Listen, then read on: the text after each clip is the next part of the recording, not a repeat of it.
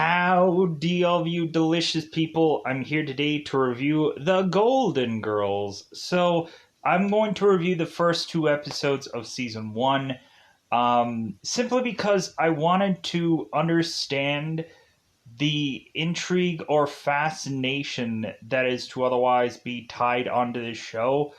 I think a lot of times, eventually, I will see a lot of people from time to time either have some kind of reference to this show or like this show or just be a fan of the show. And I just wanted to figure out why. Because I never really legitimately sat down and watched one episode of this show. And I was like, okay, why do people like specifically look at Up Up Down Down's Austin Creed and seemingly a cluster of a lot of wrestlers, one or the other, eventually will tell you or talk to you at some point about Golden Girls. And it seems like the pro wrestling community, it seems that a lot of them eventually like the Golden Girls. And I'm like, okay, why? Like, I had to figure out why because I've never really watched an episode before. So I was just kind of intrigued about this show and why it was seemingly so popular in a certain portion of people. And I don't know, it just, like, eventually it just seemed undeniable for me to just kind of just say, like, why not go into this show, at least kind of watch this, see if people are intrigued about the Golden Girls, and maybe go on after that if it seems that people are to like the show. So, how did I personally feel about the first two episodes of Golden Girls? Well, I actually did like the show. Like, I actually liked the comedy. I like that it seems that there is a lot of, like, backhanded compliments or backhanded like jokery. Like, to me, like this, like the way they kind of do these jokes kind of remind me of like Dennis Leary's stand up, where like eventually Dennis Leary is to go to this convenience store, where all of a sudden this kid is to like have this difficult opportunity keeping his pants up, and he has a tongue ring, and this convenience store worker is Dennis Leary is trying to get a normal cup of coffee, and all of a sudden maple that's maple nut crunch, and Dennis Leary's like, what? He's like, it's maple nut crunch. It's like, I'm sorry, give me like the normal decaf or whatever. Like, give me the normal coffee. Like, you don't have to give me some ridiculously goofy flavor.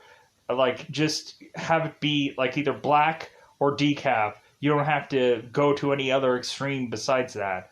Um, so that's kind of like immediately once I started to watch this show, I'm like, oh, so this is like similar to Dennis Leary's comedy. Not to say that basically they feel like one of the same, but I don't know. I just really started to enjoy this show, even though the first two episodes feel one and the same. Like the first episode is to basically be about a quick engagement that goes into someone getting married, and basically episode two is someone getting married, and really Dorothy is to have to connect with a past lover and eventually confront him within the second episode. So so yeah, like I actually liked this show. It was kind of weird because I was expecting to just like I was expecting the show to be like a certain kind of delivery or way of approaching things, and like to me you could almost kind of uh make this seem almost like it's kind of a Big Bang Theory kind of style of comedy also, where I think maybe the Big Bang Theory may have taken quite a few cues from Sheldon, probably from this show, it seems. Because it seems like Sheldon could probably be like just like Dorothy or deliver his kind of comedy like Dorothy does. Um, where eventually he kind of is to be the person who puts down a person, and so on and so forth. But yeah, so yeah, I really enjoyed this for the first two episodes. So like, definitely I would say a good, if not great, show from what I've seen so far. To me, it also brings me back to a lot of those like sitcom like shows, like Prince of Bel Air, or any number of kind of just like the way everything's delivered is in that like sitcom joking style. Uh, so it just kind of brings me back to all those like sitcoms that eventually people knew and loved for whatever reason. So yeah, so let's get into it. Let's just go into spoilers. Let's go into the spoilers about this one. Let's go into that double five time territory. It's either you've heard of Golden Girls or you haven't heard of Golden Girls. Really, the show is just to end up having where all four of these girls are to basically live under one roof. If anybody had eventually seen shows like Hot in Cleveland, it's basically the same thing. Even with Betty White being on that show, like it's basically just another kind of Hot in Cleveland kind of show. If people have never even heard of Hot in Cleveland, then like it's basically just a lot of people mixed together sharing life experiences, and eventually there's comedy to ensue within that. Also, I think there is another show that is very similar to this, that I think probably came out, Designing Women. Uh, I have seen certain kind of clips of that show, and I could also say that Designing Women is technically similar to this show. Like, weirdly enough, never saw Golden Girls, but every once in a while I would catch an episode of Designing Women, and I thought that that show was kind of interesting for whatever it was to deliver. But because, hey, like, freaking, like, I would watch TV with my mom. I would watch TV with my mom. My mom would be watching Designing Women, so that's what I end up watching for whatever day. Because eventually you just find sitcoms or whatever, so eventually you just end up watching stuff that you're like, okay, what is this show? You just kind of get into confusion about it. But anyways, so let's go into that double five time territory. Let's go and spoil this show. Speaking of Designing Women, the guy who ends up playing the police officer in this episode is actually from like Designing Women, because it's like, why does this guy look so familiar to me? And then I looked him up into IMDb. I'm like, oh yeah, like Designing Women. I freaking watched a random episode or two of Designing Women for whatever reason. So let's go into it because it's that customary time yet again to go into spoiler time. Spoiler time. It's about that time again to spoil this show. Really, I should probably know a lot more, like basically, like about like shows that are like this, but I really, really, it's just you can find any kind of sitcom like show, and it might be as good as this, but like, because you had a lot of like, there's a ton of just family shows where it's like, or eventually you just got like a lot of family things. Like, I like this because you end up having these people that are all just really good friends, and then they just kind of are to just live with one another. So let's go into it. Spoilers before you go. Where can you go to find this? If especially you want to finally go and check out Golden Girls, because maybe you've never heard of this show in your life. Go on to Hulu, Hulu. You can go ahead and watch this show for absolutely free. It seems kind of funny because it's tied to ABC. I'm like, well, why doesn't ABC release more of their content onto Hulu? Because there's certain shows that I would like from ABC that are to eventually just, why aren't they on Hulu? Especially like Reaper, because eventually Reaper is a really good show.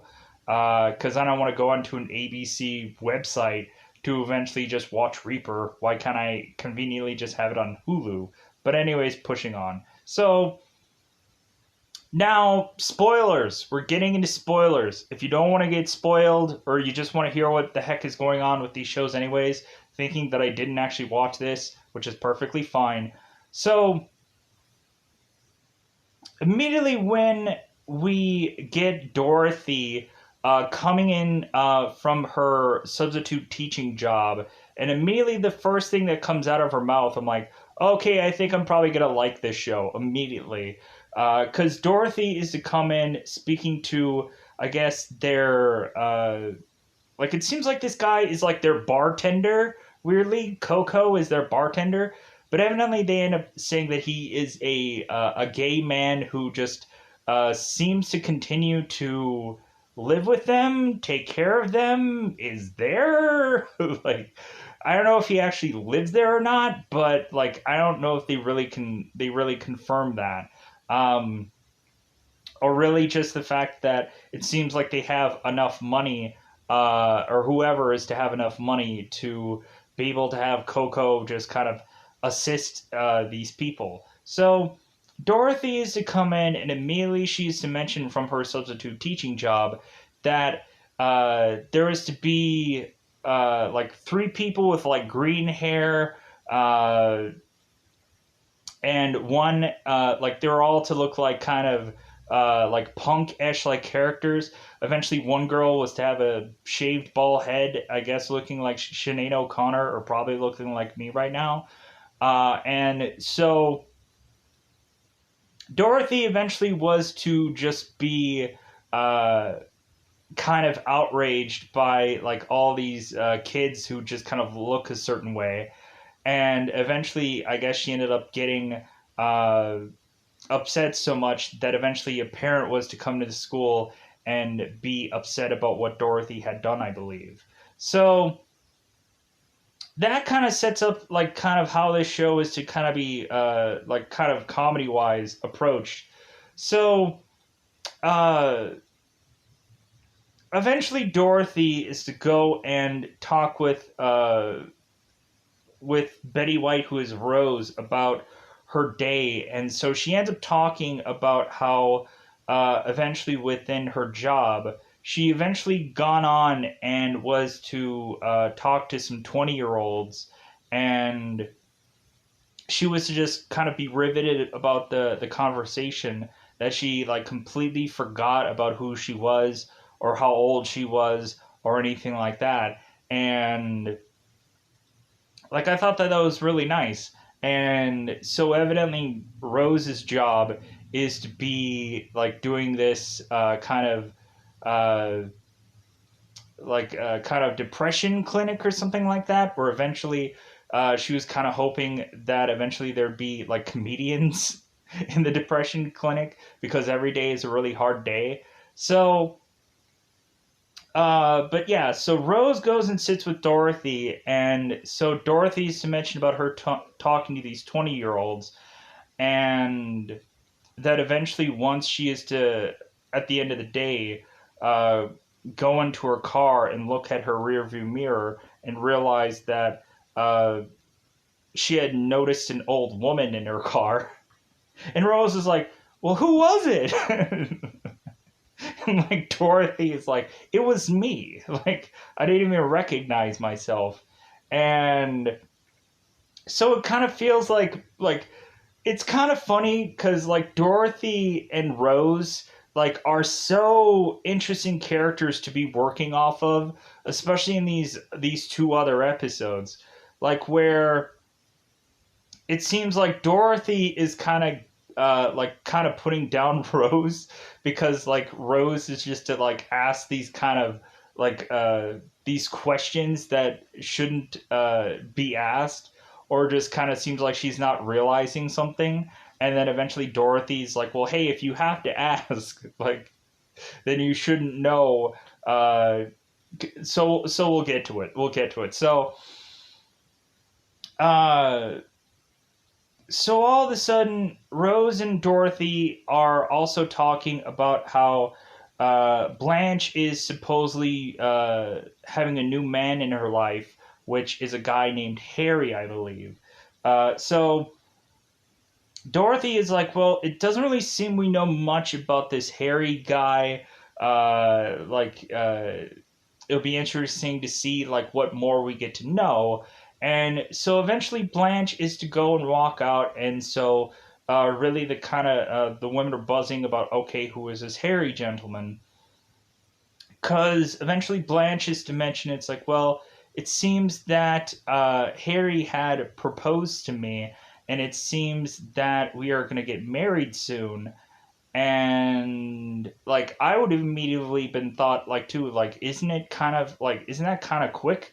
But Blanche even says it's like, well, uh considering I guess our age, like we shouldn't go off and uh like really go on to a very long engagement, so we're gonna just kind of quicken this up. So immediately I'm just like thinking, okay, who is this Harry guy?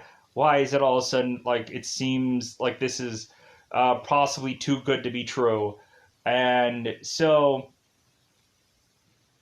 all of a sudden we end up having Sophia, who is Dorothy's mother, who is to be dropped off and had uh, Dorothy forcibly give this taxi driver a $67 tip. Come to find out, Sophia is to have had her old folks' home burned down, and so now she's coming to live with Dorothy because she has nowhere else to go. So I'm like, okay, this is interesting. So eventually we have kind of Dorothy and Sophia kind of squabbling about how this guy can't quite speak English, or that he had to get some tip because I guess he was a bilingual taxi driver. Like, so that's kind of just really funny. Um, like some kind of the comedy about like where they're at. Like it's kind of funny in these two episodes. There's kind of this fear about a person possibly getting killed where they live, and I think that was kind of funny. Where eventually both Blanche and Harry were supposed to go off to get married, and Blanche was kind of concerned about like, well, hopefully we don't get mugged or killed while we're trying to make our marriage vows. So, and I think Dorothy was also mentioning when she was to realize that she had to like sub for her class the next day, she was also getting concerned like about her neighborhood too. So, so eventually, what ends up happening is that Dorothy is to go and put some makeup on, and we have Rose who is trying to convince Blanche to not go through with this, and because Rose is just worried about where is Dorothy and her going to live, and so really like Dorothy's like, I'm sure it'll be fine, like don't worry about this. But like Rose is like, I don't know, like are we like how are we gonna find another place to live? Like we were just like lucky to get this, so like how are we gonna be able to figure this out? And so Dorothy's like, don't worry about it. So but Rose goes up to Blanche and is trying to tell her to don't marry this guy.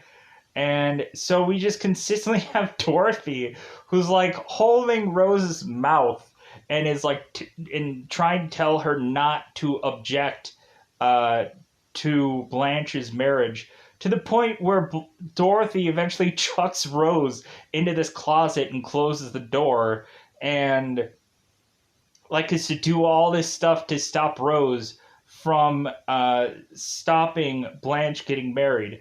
Dorothy is to just kind of consistently, when Rose is to object about something, Dorothy is to like come up with a nice thing to tell her, where like Rose is like don't, and then Dorothy's like put so much makeup on, like stop, stop looking so gorgeous, like like, and that was like such like a funny thing. And so all of a sudden like Dorothy is putting her hand over Rose's mouth and says, do not, like, stop doing this, like be nice to your friend. And so all of a sudden we have Blanche coming in and she hugs the group, and she's like, I'm so happy, because like she is like tearing up because she is so happy. And so eventually Rose is like, hey, maybe this is the perfect time that we should tell her to not go with this marriage because she's crying. And so eventually what ends up happening, so Blanche is to showcase Harry to the girls. It seems that eventually Harry is to kind of make a joke about how like Sophia is so young, and Sophia is to tell him, it's like, you must be blind, you should get your eyes checked. And then she like, it seems like Sophia is eating this Pop Tart, and it's so like, so eventually what we end up finding out at the end of all this is we find out that Harry is a con artist, and that a police officer is to go to Blanche's address and is to tell her that evidently Harry was a con artist, and that evidently Harry had been married to several other women, and so he had been put to jail. And so Blanche is like, oh my god, like, this guy like is a con artist, he played me. And so Blanche was just so devastated about this, and eventually we uh we really just have the girls who are trying to make Blanche feel better about this, about like, well, hey, like, because Blanche at first was really devastated, but then eventually she decided to turn her frown upside down and go back to the girls and mention that, like, even though Harry had, like, tried to swindle her and whatever, at the end of this, she was still technically happy because she had the girls with her, and that they kind of made a pact then and there that eventually, no matter what happens, like no matter if they get married or whatever, that eventually they will always stay together. So it's like, okay, so this is kind of a like an interesting thing to do for a pilot, to where all these girls are always going to be together. Um, we also had the one spot where like Sophia was outside just kind of laying in this lawn chair, and so Dorothy was putting this mirror up to her mother's nose, and Rose is like, what are you doing? And Dorothy's like, well, just checking, like basically if she's still breathing. And so eventually Sophia is to wake up, and or like she wasn't really asleep at all, and Dorothy's like, oh, I thought you were asleep. And Sophia's uh like, oh, I was just checking to see what they would do while she was asleep, supposedly. So like there's quite a few funny moments. So within this second episode, so let's kind of quickly get to that, because I think I got like the meat and potatoes of the first episode done. Uh, so let's get into the second episode. So the second episode, as I'm trying to scroll and try to get the cast list here, so in the second episode, we have Dorothy's daughter who is getting married in this second episode. And so immediately we have Dorothy's daughter, who is named Kate, who is to show up at Dorothy's home and mention that she's getting married to this doctor. And so they're like, okay, what kind of doctor is he? And so eventually, when Kate is to reveal who this guy is, we end up finding out it's some like doctor with some practice. And so they're like, ooh, like this guy like seems like he'll be able to treat Kate to the life that she has always ever wanted, and so on and so forth. So, but now here is the troublesome part. because Dorothy in the pilot episode is to mention that her husband had ran off on her because evidently her husband Stanley had gone on to some flight where all of a sudden this Hawaiian airplane attendant was to have heard that someone is going to need to get a lay on them. And so this flight stewardess decided to go and give Stanley a good old humping instead of giving him a necklace. And so evidently Stanley had run off to Maui to marry this woman and eventually just leave Dorothy high and dry, with basically just having a lawyer telling Dorothy that her marriage had ended. So let me go and reset here for a second. So, so basically Dorothy is to loathe and hate this man, but Dorothy also has to put up with him because his daughter too is also getting married. Kate wants to have her father walk her down the aisle. And so really we don't have the actual wedding being put, like, actually, like, we're not seeing the whole wedding being done. We're just kind of seeing everything else, kind of like the lead up to that moment, and then eventually the kind of after party afterwards. So with this episode, Dorothy is to call up Stanley and is to kind of eventually ask Stanley, like, well, hey, in 2 weeks, like, are you available to come down here? Because your daughter is getting married. And it's kind of funny because, like, Dorothy, like, Stanley didn't recognize Dorothy at first. And so Dorothy is like, hey, yeah, like, the woman that gave you, like, your best years of my thighs? Like, like, yeah. So, like, really just, like, basically, like, putting it to this guy. So it seems like consistently Dorothy, through that phone call, is just to realize that when Stanley is to actually arrive here, that he's close enough for Dorothy to have the decision of whether or not to kill him or not. Yeah, so we just have it where we have Dorothy, who's just kind of being nice over the phone, but while she's just kind of like cuss him out, basically, away from the phone, or basically just make jokes about him away from the phone. So then eventually Dorothy is to give this phone to Kate so that way she can make arrangements and all kinds of things. So after the whole wedding and on to the after party, so of course episode 2. So really we have eventually Stanley, who is to arrive here, and now Dorothy is to obviously point out that Stanley has a toupee on, because obviously there's a certain kind of color on the top or the sides of his head, then like his hair is much darker.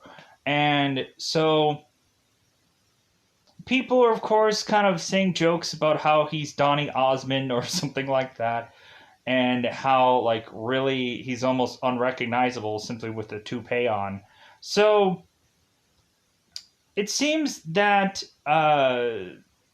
like, Stanley is trying as much as possible to be cordial, just kind of making some jokes with Blanche and so on and so forth.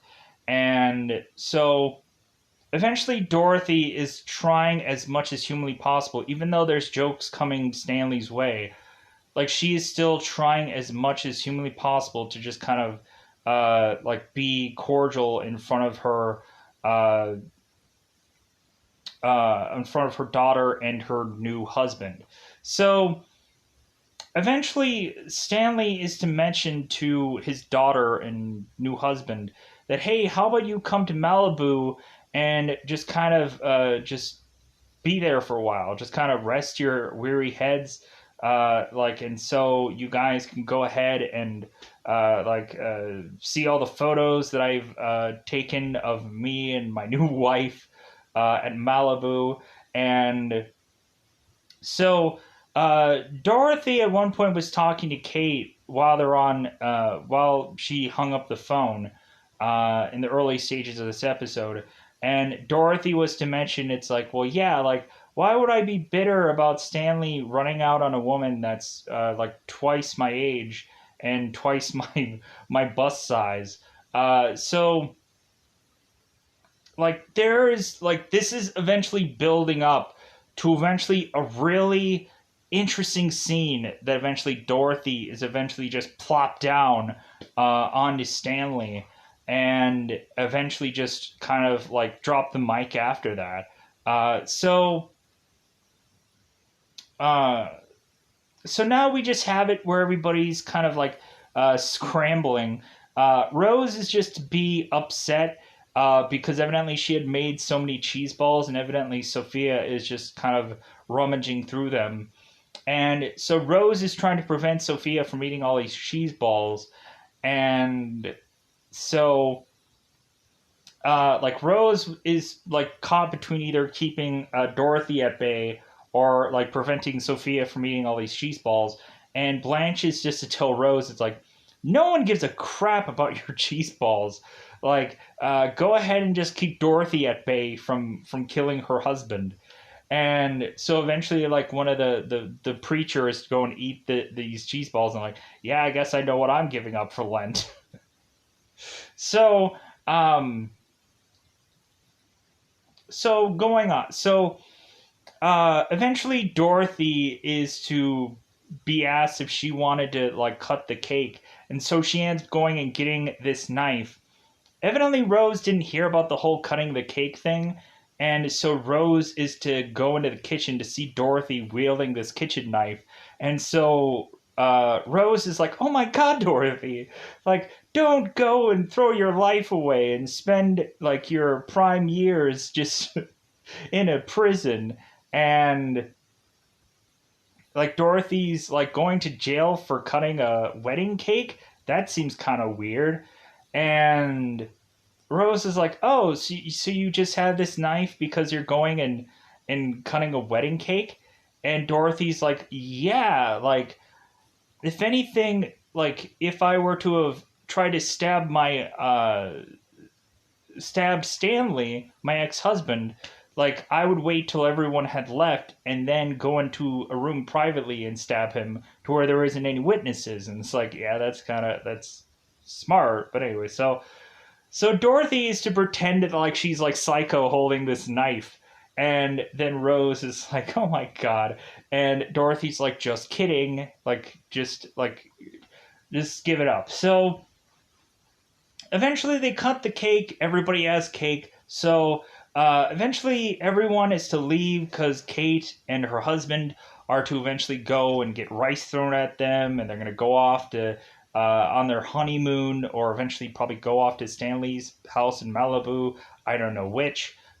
So now that everybody's technically gone, Dorothy's to now grab Stanley and say, like, okay, you and me need to talk privately right now, so I can finally like tell you like what I've always wanted to tell you. So Dorothy and Stanley goes and he is to sit down. And so Dorothy rips off Stanley's toupee because she wants to talk to the man that she married, not some toupee. So she chucks the toupee down on the ground. And so now Dorothy is to mention like all the things that she had to put up with during their marriage, and like all the things that she like did, of course produce children and be worried about Stanley's surgeries, being worried about Dorothy having to go and uh, eventually put up with another dinner with Stanley's mother, and Dorothy just kind of goes on and on about all these events, about certain holidays and certain times when Stanley wasn't doing so well with his company, and eventually how things started to get really lean and like they just didn't have much money. And she ends up talking about like certain like schooling and certain recitals and all this stuff just compiling down onto that whole life that both Dorothy and Stanley had had together. And then, so in summing up, Dorothy mentions all this stuff that him and her had done together to eventually just be told over the phone by some lawyer that their marriage had ended. Like, she couldn't have heard that from Stanley herself. Like, she couldn't have uh, like had him take the time to go and actually like tell her how he really felt or whatever, or maybe it was just easy for him to slip into another woman's pants, so to speak, and run off. So after that moment, Dorothy was to just basically just say, it's like, well, like now that I've told you all this, like goodbye, Stanley. And so Stanley just wants to go and start talking. Dorothy's like, no, goodbye, like leave. And so Stanley, of course, is to walk off because he's not going to be able to get his other 2 cents into this. But it would be kind of interesting maybe if they come back to it, like eventually, like Stanley had learned his lesson, or maybe he just like. It would be nice if eventually there's some kind of like comeback to that, or eventually Stanley is going to do a nice thing or a nice gesture or something. But I doubt that's probably ever going to happen. Um, but who knows? Because I haven't seen this whole entire episode of show of whatever. But it was just kind of nice that Dorothy got that kind of closure that she needed. And so that's what I liked about this show. So eventually Stanley just goes and walks off, kind of like is to talk about to people like kind of giving his last goodbyes.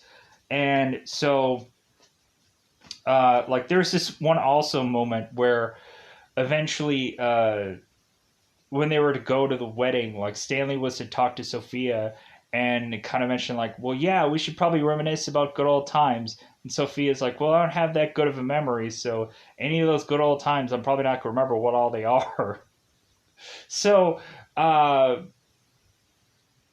so eventually we have Rose and Blanche who ends up going and comforting. I think maybe Sophia ends up going out there also uh, to comfort Dorothy and like to just kind of eventually have them say it's like, well, hey, like it's good that you finally got that off your chest because tomorrow you'll feel better and the next day and so on and so forth about this whole moment. And Dorothy is to mention it's like, well, there's one thing that'll still always linger around, and it'll be Stanley's toupee because she realizes that she's still sitting on it. And so they're like, ah, ha, ha. So it kind of ends on kind of a joking note. There is also to be this one moment where also Dorothy was going into her room, just kind of hiding out because she just can't stand uh, seeing Stanley anymore during this whole point.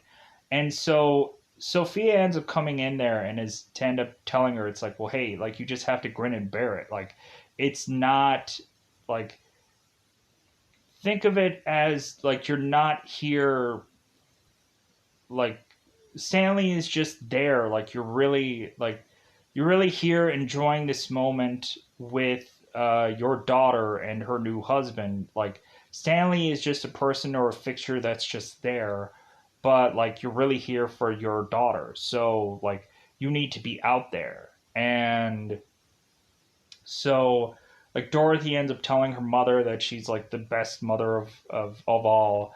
And like Sophia's like, tell me something I don't know. So uh so then eventually that leads to like Dorothy going back and then eventually like finally saying what she always ever wanted to say to Stanley. And so I think that covers most of these episodes. I kind of did it in a fairly rushed fashion. If anything, there's a lot of times where a lot of this episode does have a lot of dialogue where I'm not always the best with dialogue. I'm much more better with certain kind of scenes that eventually, like when there's kind of a changing of scenery or whatever, like I can remember like certain parts of things, but dialogue is just so hard to remember because there's so much of it, especially in this show. Because really, most of the show is to be dialogue because it's, of course, a sitcom. And so, yeah. So, with that said, I think I'm going to get out of here. I think I covered these episodes good enough. If really there's some details that I did forget about, I do apologize. But otherwise, that's always what the next review is for maybe a rebuttal or something like that. Really, everything is not to be perfectly done or whatever because it's just a review of Golden Girls. So who knows? If people have any interest in this show still, interest enough into wanting to hear a review about it, then I'll keep doing these. But otherwise, I'm going to get the heck out of here. Goodbye, everybody. Bye, everybody.